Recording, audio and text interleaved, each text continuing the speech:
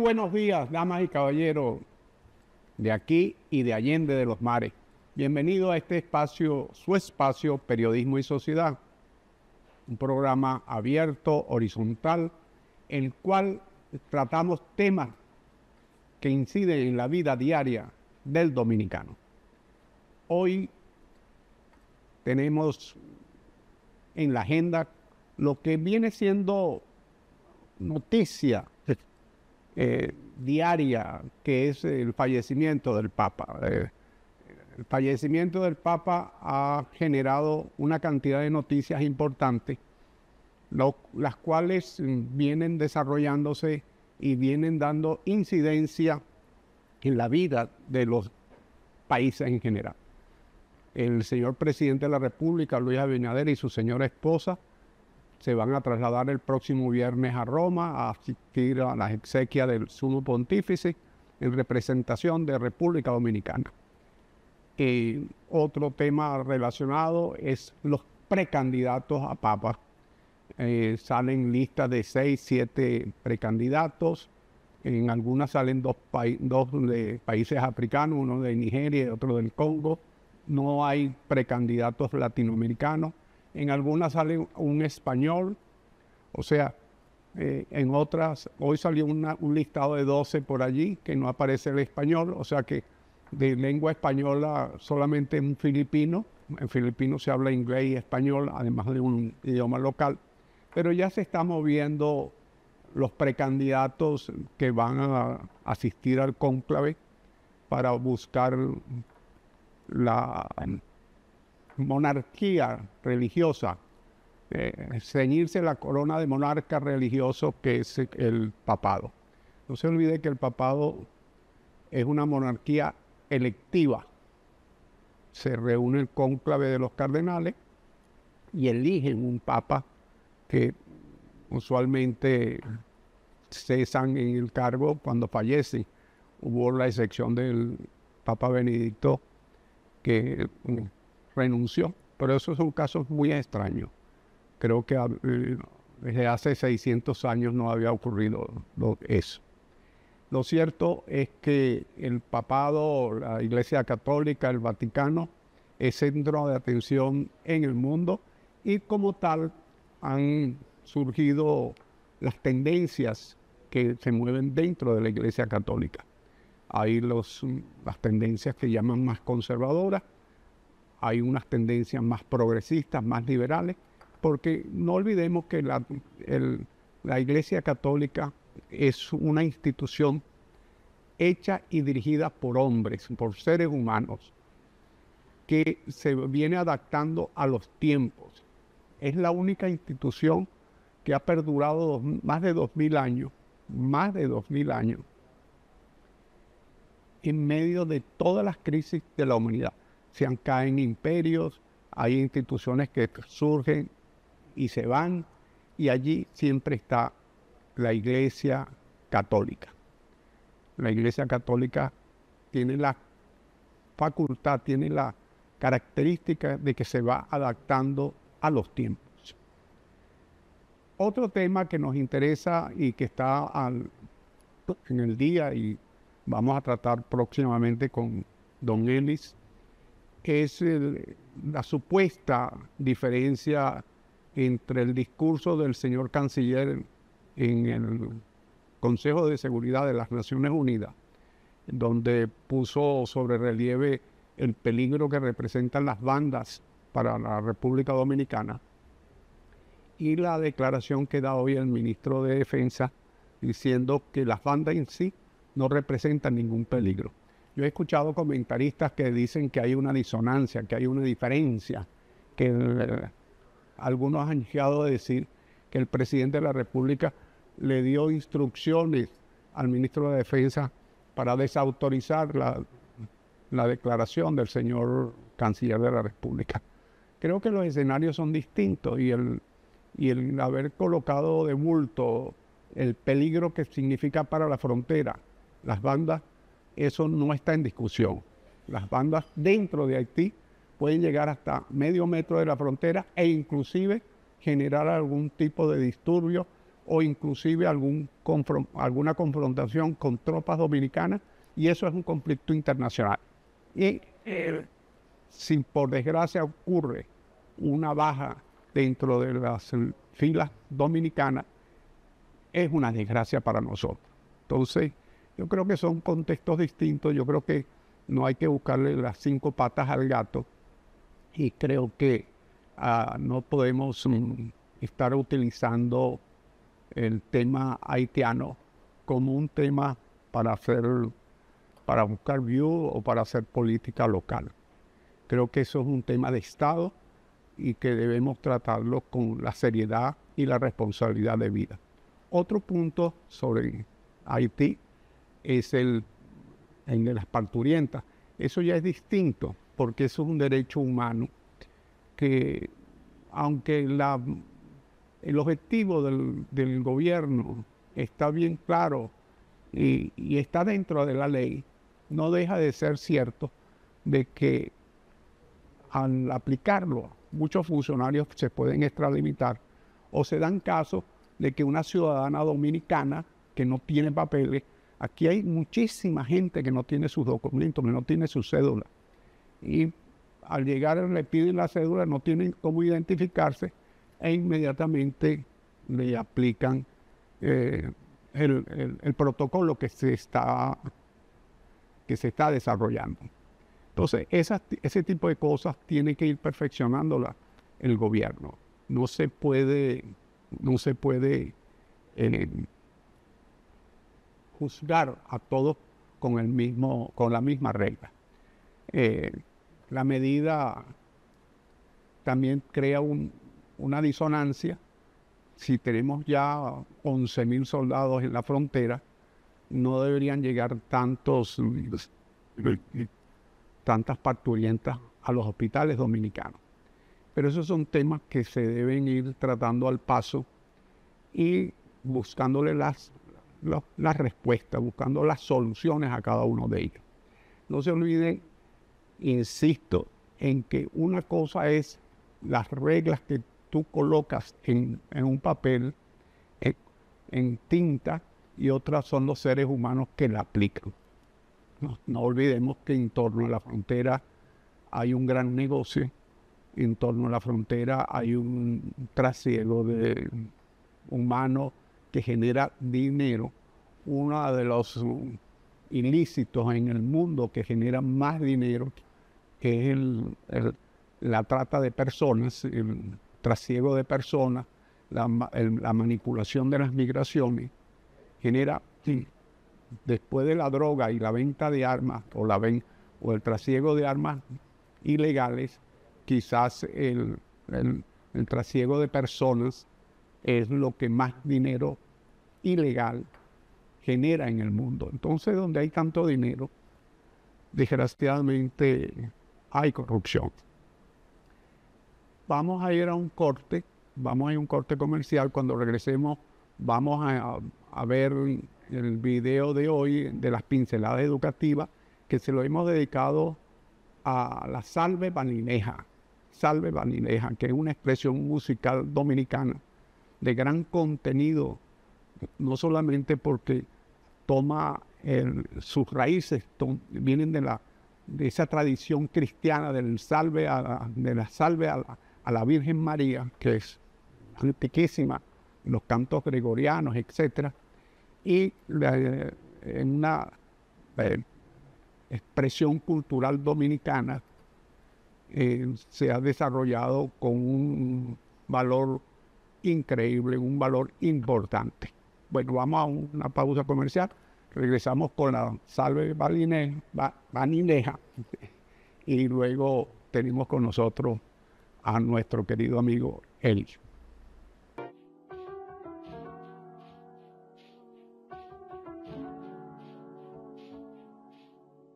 La Salve Banileja es una expresión de la tradición cultural dominicana. Saludos. La salve es un género musical popular en República Dominicana y se asocia con la oración religiosa Salve Regina. La salve es posiblemente el género musical más difundido en el territorio nacional. La salve banileja es una de las expresiones de este género. Se puede distinguir entre la salve sagrada y la salve secular. Sobre la salve sagrada, esta es un canto a la Virgen que en un tiempo remoto solo se realizaba en el contexto de las iglesias o congregaciones católicas populares, con el fin de reverenciar a la Madre de Dios, pero que con el tiempo y el fruto del sincretismo cultural que nos caracteriza, pasó a ser una expresión ritual que en la actualidad se ejecuta para diversos santos y santas que no necesariamente son la Virgen, así como también para temas seculares. La salve vanileja se practica en toda la zona de la provincia de Peravia, incluyendo las urbanas y rurales. Aparece siempre relacionada con ceremonias religiosas de diversas índoles. Musicalmente es una de las más difíciles de ejecutar para los músicos citadinos, que desconocen esta variante, con un ritmo complicadísimo, lo cual provoca, según expertos, que las personas que cantan, que casi siempre son mujeres, solo puedan dedicarse a llevar la canción, mientras los músicos ejecutan el ritmo. Esto no ocurre en los otros estilos del país, donde los participantes tocan y cantan al mismo tiempo. En algunos casos, los músicos de las salves vanilejas intervienen en los cantos, pero lo más común es que cada grupo de salve tiene su equipo de cantantes que por lo general son mujeres. El ensamble musical de la salve vanileja consta de un basié, 1 a 3 güiras, varios panderos y una tambora. El basié es un instrumento musical de ascendencia africana, el cual se encuentra enraizado en la cultura musical de República Dominicana. Es un tipo de tambor usado para tocar música religiosa en las regiones sur y este del país. La güira es un instrumento de percusión originario de la República Dominicana. Es un elemento fundamental de la cultura popular y se utiliza en géneros como el merengue y la bachata. El pandero es un instrumento musical que tiene una presencia significativa en diversas usanzas culturales, incluida la tradición bíblica. El pandero se utiliza durante la música religiosa y secular para agregar ritmo y melodía a las celebraciones y eventos festivos. La tambora dominicana es un instrumento de percusión que ha formado parte fundamental de los conjuntos de merengue a lo largo de su historia. Normalmente, la tambora dominicana se ejecuta con la palma de la mano abierta y cerrada, por un lado, y con una baqueta del otro, permitiendo esta golpear tanto el cuero como el aro o inclusive el cuerpo de la tambora. En la ciudad de Baní, las ceremonias de salves son muy frecuentes, pudiendo realizarse casi todas las semanas y a veces más de una en un mismo día, ya que existen varios grupos que interpretan este estilo. Los músicos tocan en forma circular de pie y solo los de la tambora y el basié permanecen sentados, mientras las cantantes se sientan en 2 filas detrás de los músicos, al frente de los cuales está el altar preparado para la ocasión. Una interpretación suele durar entre 10 a 15 minutos y los cantos usan la técnica de un solista mientras las demás hacen el coro, pudiendo intervenir de entre los participantes más de un solista. Además de la salve vanileja, en el país destacan la de San Cristóbal, la de Villamella, por solo nombrar algunas de estas manifestaciones de la tradición que enriquece el patrimonio cultural dominicano. Es cuanto, salud, fuerza y unión.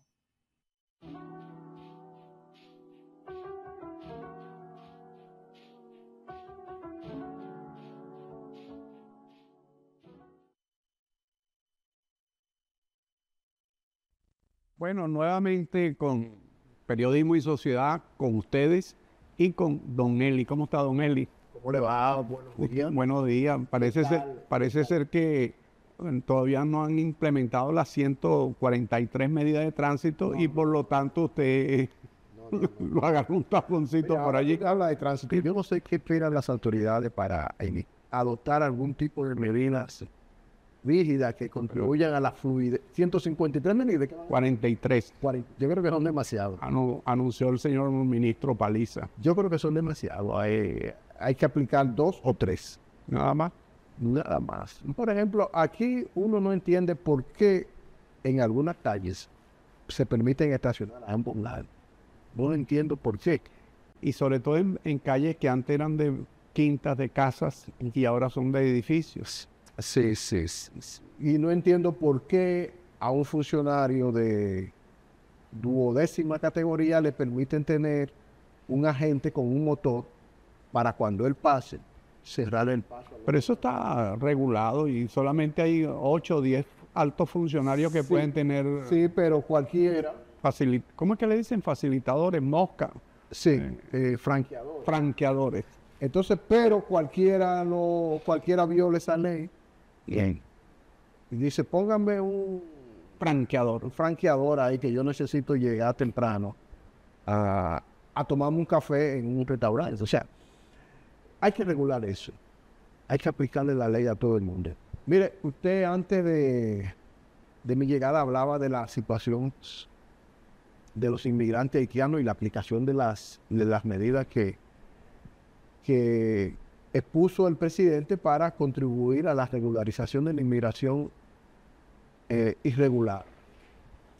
Hay un aspecto que hay que destacar, y es que tal vez producto de que en esto están las autoridades muy influenciadas por la política, por el ejército, se están cometiendo abusos, muchos abusos.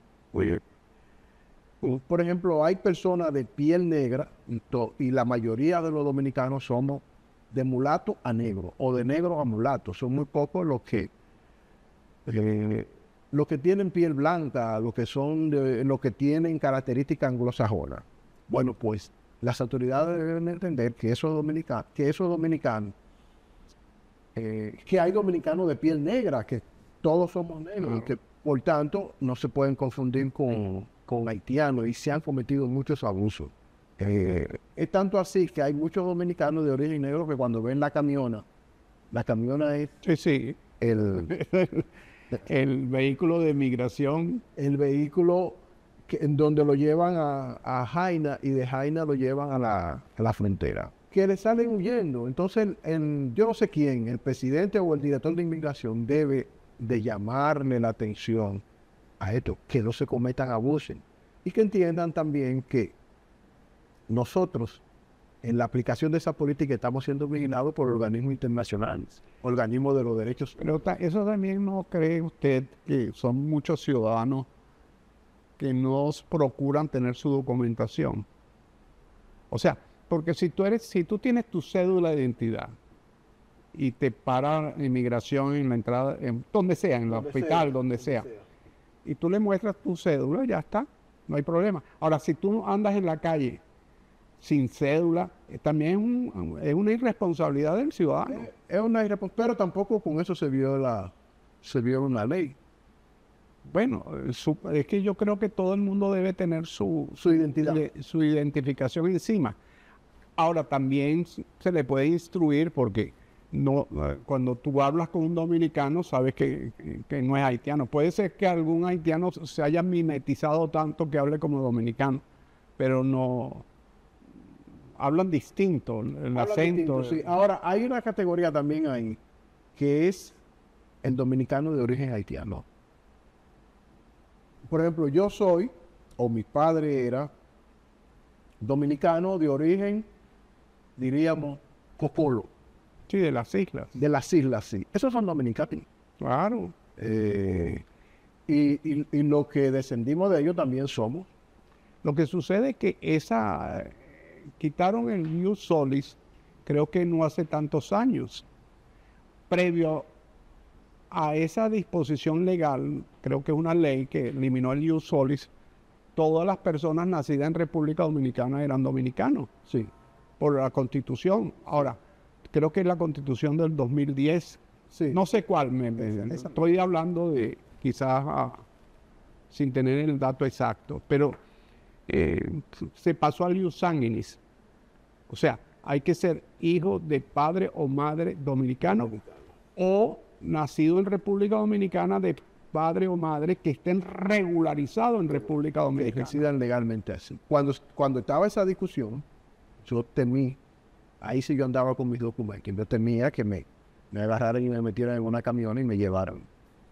Llevaran para Puerto Sí, Príncipe. sí, me llevaron. A Jimaní te sueltan en la puerta. Me sueltan ahí y uno no sabe dónde llegar. Pues es bueno eso, que las autoridades tomen en cuenta esto y que, claro, República Dominicana no puede soportar una inmigración descontrolada, y eso estamos claros. Pero de ahí a que se cometan abusos, se violen los derechos humanos de ese ciudadano, eso es intolerable y hay que combatirlo.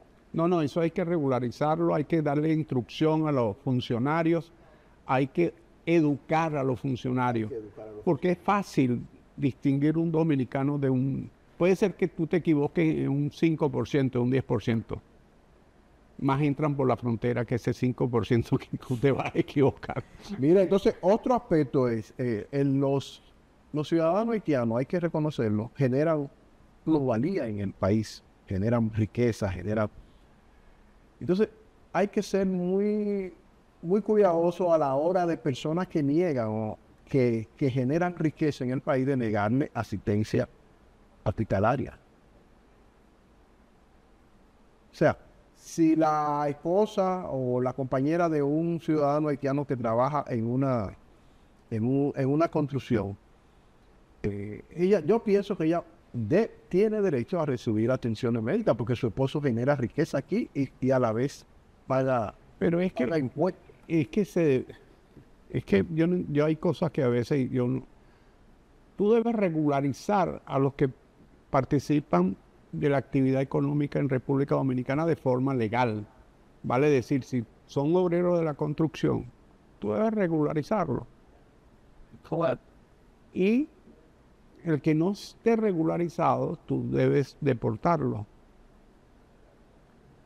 Sí. Para eso es el Ministerio de Economía, que yo no sé por qué lo están funcionando con el Ministerio de Hacienda, me parece que es yo no lo entiendo realmente.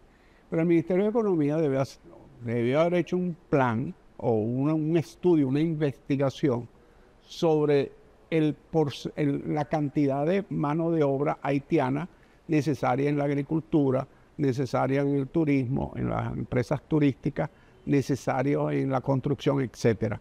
Y sobre esa base, regularizarlos, colocarlos dentro de la ley.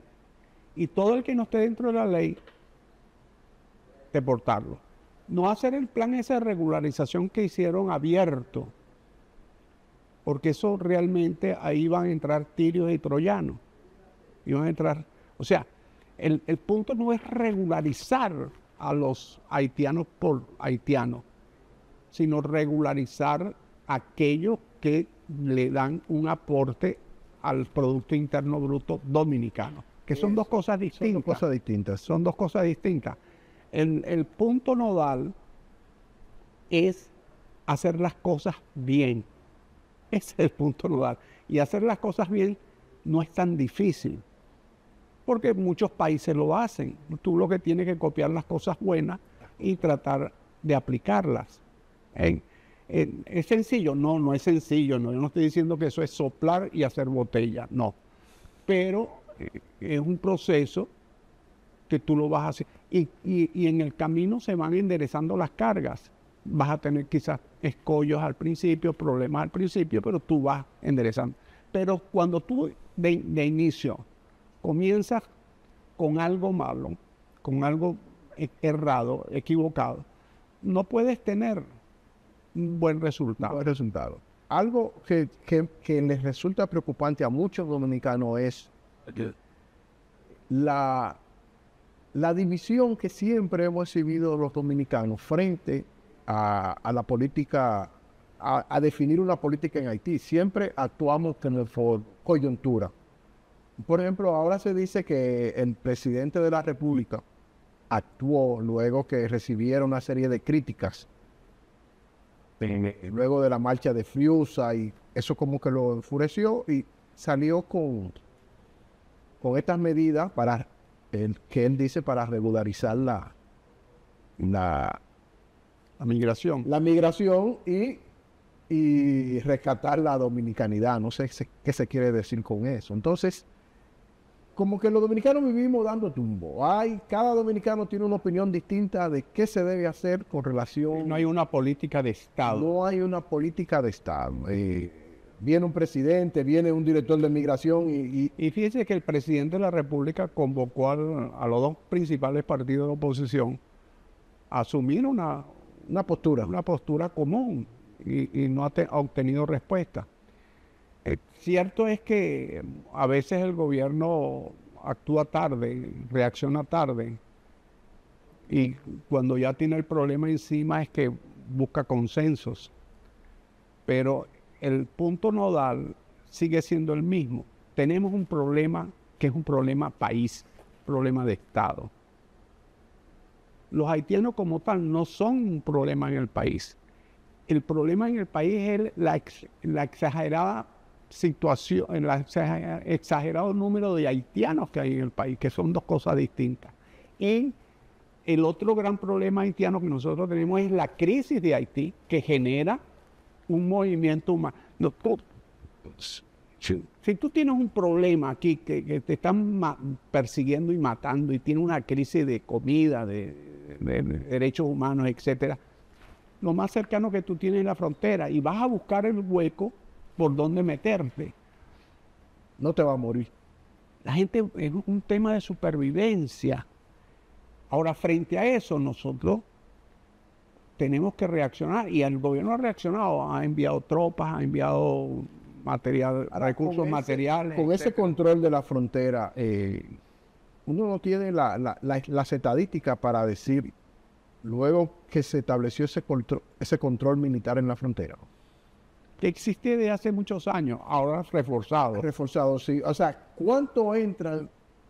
Uno no tiene las estadísticas de eso, a pesar de...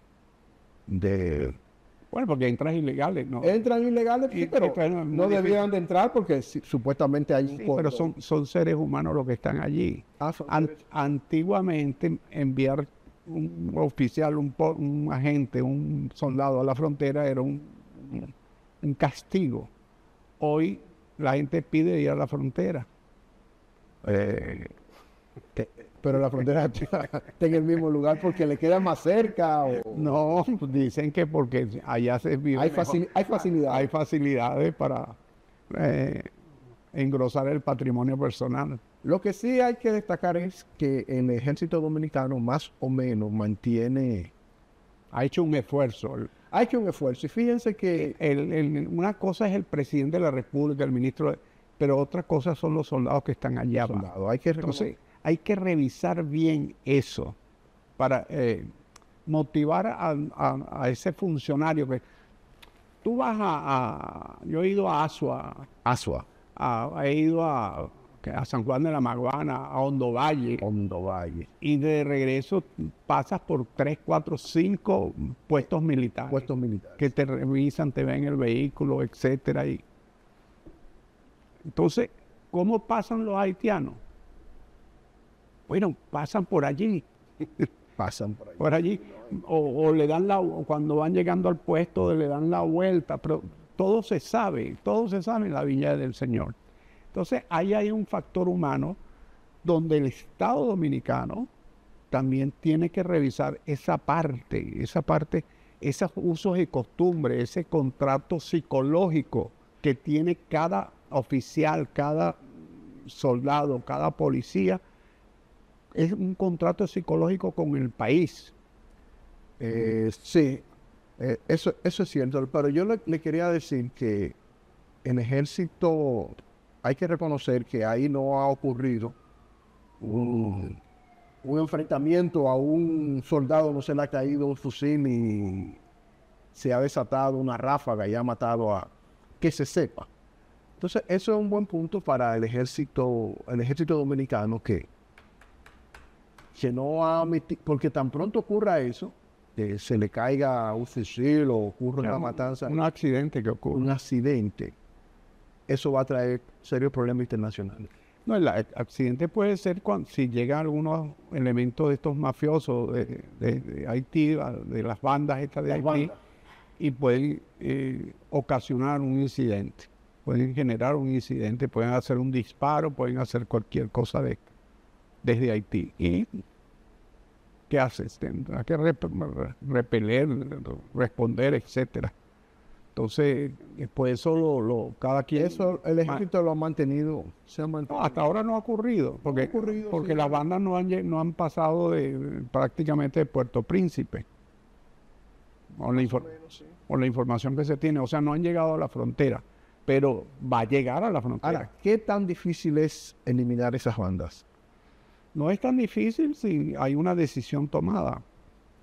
El problema es tomar la decisión y ejecutarla, pero con 400, 600, 1000 policías nigerianos, no. ¿Cuántos eran los MINUSTAC? Eran varios miles de soldados. Eran como 10 o 12 mil. No pudieron establecer. No, ellos establecieron un control y se fueron, pero ¿qué hicieron? Eliminaron el ejército, dejaron una policía débil, no fortalecieron la institucionalidad,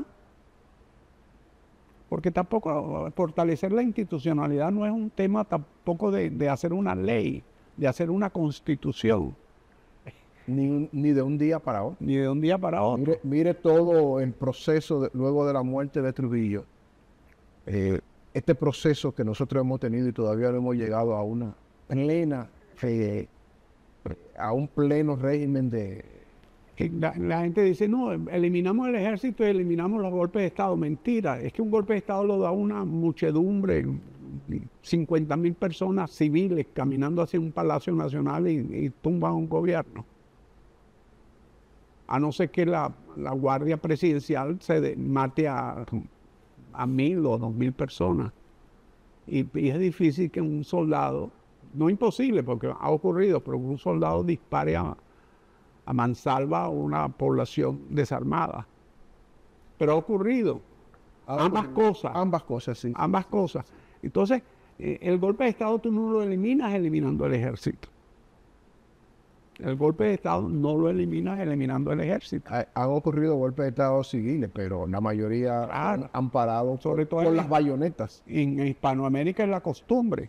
Pero entonces es un tema de institucionalización. Y tú no vas a no olvidemos es que hacemos el pensamiento de Alicia. Todo es fácil, todo es rápido, buscamos una respuesta rápida. No, que eso es tal cosa, punto. No profundizamos. El tema de Haití es un tema cultural. No olvidemos que tras la independencia de Haití, Haití se llegó a dividir en 2 o 3 países. Hubo una reacción de negros contra mulatos. Todo el que tuviera aunque sea una gota de sangre blanca se decía que había que eliminarlo. Y así sucesivamente. O sea, Haití desde sus inicios, comenzando que Haití se forma con una traída de esclavos negros que venían de tribus distintas. Correcto. No se entendía entre ellos. Entre un africano y el otro africano no se entendía porque venían de tribus distintas, tenían dioses distintos, tenían usos culturales distintos. Entonces, Haití es eso. Claro, eso se ha ido amalgamando con el tiempo, crearon su propio idioma, que es el creol. Alguna gente dice que no le gusta que le digan idioma, pero Es un tiene idioma. su un gramática. idioma. Y No, creo que se habla en una parte de Brasil y de Bueno, New Orleans, se habla. sí, hablan idiomas creoles, es Y criollo. en otros lugares del Es que creol significa criollo. criollo. Criollo. Entonces, donde hay esas expresiones locales, se le dice criollo. Pero bueno, entonces tú generar, homogeneizar ese país, darle ese sentido, se lo han dado con la bandera, con el escudo, con la guerra de independencia, que es lo que han utilizado los países de este lado del mundo para generar las naciones políticas. Porque el concepto de nacionalidad hay un concepto cultural. Cuando tienes raíces culturales idénticas, genera un idioma, han pasado 200, 300, 500 años y hay una interconexión psíquica entre los ciudadanos. Y nosotros, en esta parte del mundo, hemos generado lo que se llaman las nacionalidades políticas. Este territorio, entonces le ponemos una historia sobre todo muy reciente, la guerra de independencia. Eso ocurre en todos nuestros países. ¿Qué diferencia entre la nacionalidad guatemalteca y la hondureña? Ninguna. Y yo creo que también de una parte de México. Bueno, de México. Controlaba todo. Es que El Salvador, Guatemala y no sé si Honduras, igual que Chiapas, pertenecieron a México. Se separaron. Chiapas decidió quedarse en México y Guatemala y El Salvador se retiraron. Entonces, la nacionalidad salvadoreña. ¿Qué es la nacionalidad salvadoreña? Una nacionalidad política. ¿Sobre la base de qué? De su independencia, generaron una narrativa muy bonita, muy hermosa. La lucha por la independencia de El Salvador, o de Guatemala, o de Honduras, o de Costa Rica, y su idioma y sus tradiciones musicales, etcétera, generaron, pero eso es una construcción política y sobre esa construcción política se ha ido generando una cultura, realmente se ha ido generando una cultura. Mire, don Isidro, antes que hablando... Entonces, perdón, para terminar con Haití, el tema de Haití es que hay que comprender ese tema cultural de Haití. Y mientras las Naciones Unidas crean que mandar tropas y el otro, o mandar ONG que lo que hacen son negocios allí. Bueno, ahí está. Porque ese es otro tema. En Haití hay más de 500 ONG que han vivido los directivos de las ONG como pequeños pachá, que en Petionville, en el mejor spa, están ellos siempre en uno, dos o tres buenos restaurantes y de eso viven. Entonces, es un problema complejo donde se ha unido el tema propiamente haitiano y la falencia de responsabilidad de mucha gente que ha ido allí a resolver ese problema que se ha transformado o han visto negocios y se han quedado en el negocio. Hay que ver también una parte, cómo los dominicanos pueden contribuir a cambiar esa situación en Haití. No sé si los haitianos lo permitirían, pero aquí hay mucha experiencia y podemos transmitírsela a ellos. Y a nosotros nos conviene que ellos, por ejemplo, en el problema sanitario. Es muy difícil, porque se le construye un hospital y van y lo queman. Es muy difícil. La única... No, el presidente Leonel Fernández le construyó una universidad. Le construyó una universidad. Está abandonada, creo. Creo que está abandonada. No sé qué hay ahí ahora. Es lo que se dice en la prensa. La mejor contribución es crear esa zona. Esa ley de frontera. La ley de frontera. De actividad económica en la frontera y crear zonas francas en la frontera, etcétera. Eso es lo mejor. Aquí hicieron un tratado, un pacto que se firmó en una ciudad mexicana de Texas, creo que Toledo o algo así se llama la ciudad, hace muchos años, de que era para invertir o hacer proyectos de desarrollo con inversión internacional, pero eso muchas veces quedan en el papel.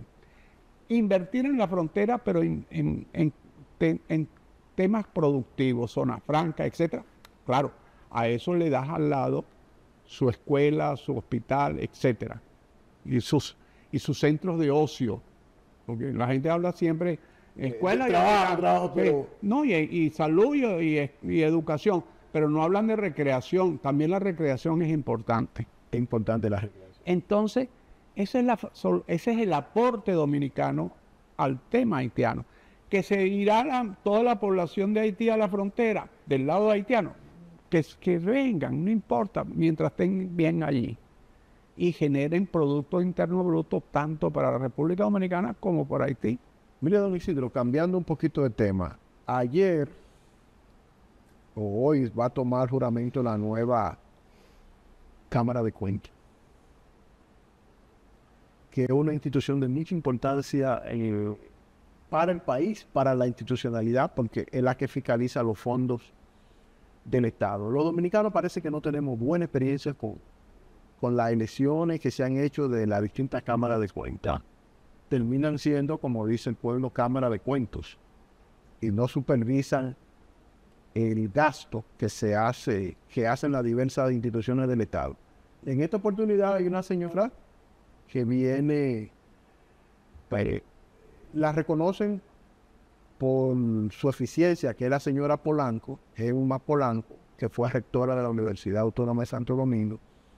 Y tenemos alguna esperanza, algún puntico de esperanza de que en esta oportunidad la Cámara de Cuentas comience a ejercer el papel para el cual fue electa, que era de supervisar que los fondos públicos se manejen bien. Que se pase a otro estadio de la fiscalización de los recursos del Estado, en el cual ahí no ha habido ningún tipo de institucionalidad. Ha sido un tollo la Cámara de Cuentas tradicionalmente en el país, y eso se ve. Una pregunta, don Eli. ¿Cuántas instituciones tiene el Poder Ejecutivo? Entre ministerios, direcciones generales, institutos, etcétera. Yo una vez vi un organigrama y habían como 300. ¿Y usted cree que la Cámara de Cuentas tiene capacidad para fiscalizar 300 instituciones? A eso agréguele los municipios, que es clase aparte? Pero tiene que también. Eso es el Estado. La Cámara de Cuentas no es para el Poder Ejecutivo, es para el Estado entero. El Estado entero. Entonces, hasta para instituciones privadas que reciban recursos. A eso iba. Una organización no gubernamental que recibe fondos públicos también hay que fiscalizar. Entonces, ¿usted cree que esa Cámara de Cuentas, esos 5 miembros, no? Yo creo que además, no tienen suplentes? Además, aunque tengan suplentes, ponga 15 miembros allí, pues. Pueden llevar adelante eso. Eso olvídese de eso. Es un mito. Es muy difícil, no, es un semimito. Pero yo pienso que la Cámara de Cuentas puede dictar normas y medidas que sea obligatorio. El gobierno, yo no sé si, yo creo que desde hace, el Estado Dominicano creó en la Contraloría General de la República, que es una institución del Estado, del Poder Ejecutivo, creó lo que se llama control previo. Y ahí, en las instituciones, hay oficinas de la Contraloría. Hay oficinas de la Contraloría. Entonces, tienen que buscar la forma de que el control previo, esas oficinas que ejercen el control previo, coordinado con la Cámara de Cuentas, bien sea que los designen o pasen por un baremo, que esos funcionarios que van de control previo sean revisados o previamente aprobados por la Cámara de Cuentas. Un sistema, no sé cuál, pero un sistema. Eso. Que el control previo sea la base para tú decir si la Cámara de Cuentas va a entrar o no va a entrar a fiscalizar una institución. Porque si el control previo funciona, las normas establecidas y sistemas, no es necesario. No, esa institución no es necesario, va a estar limpia. Luego, cuando un funcionario entrega, yo te entrego a ti mi gestión y tú lo recibes, tú debes tener un plazo de 6 meses para hacer un informe tú. Y si consigues algún detalle, denunciarlo a la Cámara de Cuentas para que venga a revisar. Y si consigues un detalle y te quedas callado y luego se descubre, tú eres cómplice. Entonces, establecer algún sistema de ese tipo que ahora se puede establecer con el gran desarrollo de la informática. Usted en línea puede. Entonces, yo estoy hablando quizás ideal, pero eso existe actualmente. El control previo existe. Y por ejemplo, debe ponerle la dirección. Entonces, ¿qué es lo que dicen? Dispénseme 30 segundos. Que dicen que lo de la Contraloría no tiene peso jurídico en la Procuraduría, etcétera. Bueno, se le da. Hay que establecer que el control previo y esos funcionarios que están allí tengan algún tipo de supervisión de la Cámara de Cuentas. Eso ya es otro tema, ver cómo se hilvanan, cómo se coordinan esas cosas. que yo creo que con el desarrollo de la informática, le iba a citar el ejemplo, por ejemplo, de la Dirección General de Impuestos Internos, que tiene un sistema mediante el cual la gente puede seguir detalles en línea. Claro. Y cuando usted se pasa de uno de los plazos que le establece ella, ya le envía una carta. O sea, yo no sé por qué la Cámara de Cuentas no se ha, una carta, no un correo electrónico, no ha llegado al nivel de modernizarse. No sé si es a los presidentes que hemos tenido, a los políticos que hemos tenido. Y la otra es que mientras tú tengas un organismo colegiado, desgraciadamente, que en cierta forma dependen de, o que te han influenciado por, entonces a veces es difícil que se pongan de acuerdo. Sí, porque 3 en la mayoría, pero sí, Pero es difícil ponerse de acuerdo. entonces las auditorías son cosas tan técnicas que 2 más 2 es 4. No te digo que un buen contador, y en Estados Unidos pagan miles de millones de dólares en las grandes empresas para evadir impuestos con auditores especializados.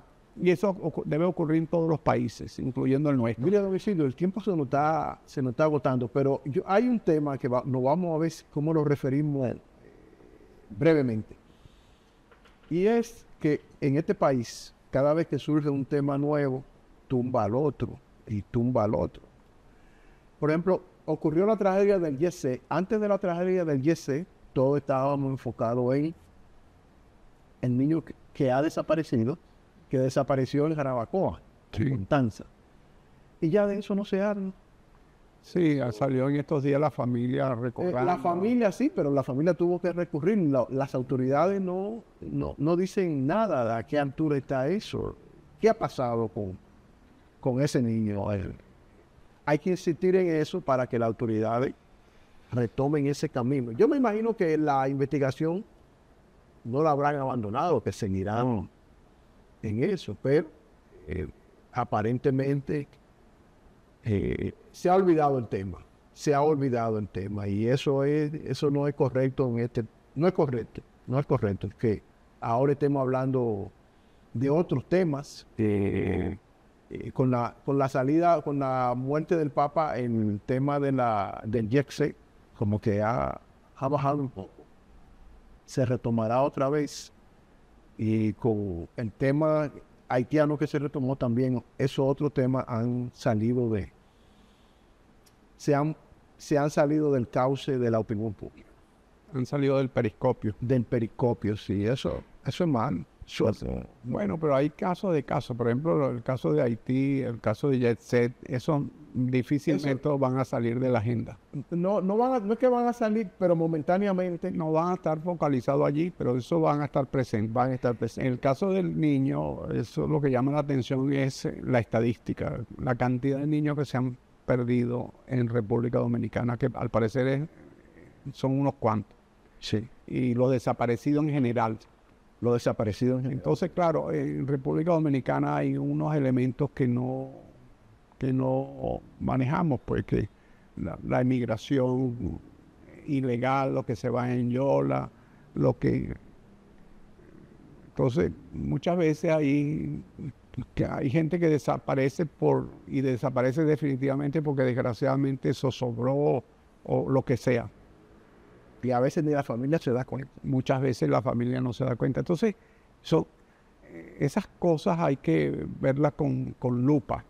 Eso no es óbice para que el Estado no tome las medidas correspondientes. Debemos partir de un principio que ya la República Dominicana no tiene 3, 4 millones de habitantes, tiene 10, dicen que mal contado, otros hablan de 11 y hasta 12 millones de habitantes. Que ya es un país con niveles de complejidad que no lo tenía hace unos años atrás. Y a medida que la sociedad va creciendo, va generando nuevas actividades y va generando nuevos problemas a los cuales no estábamos acostumbrados. Los niveles de delincuencia que existían en los años 90 no son ni la sombra de los que tenemos hoy. Don Isidro, ¿usted conoce a don Manuel? Manuel es el verdugo de aquí. Es un verdugo realmente y ya no está haciendo señas. Así que mañana tendremos más. Mañana es 24 de abril. 24 de abril. Revolución. La revolución. La insurrección cívico-militar de abril de 1965. Exacto, mañana vamos a hablar de eso. Vamos a hablar de eso, sí. Así que continuamos mañana con periodismo y sociedad.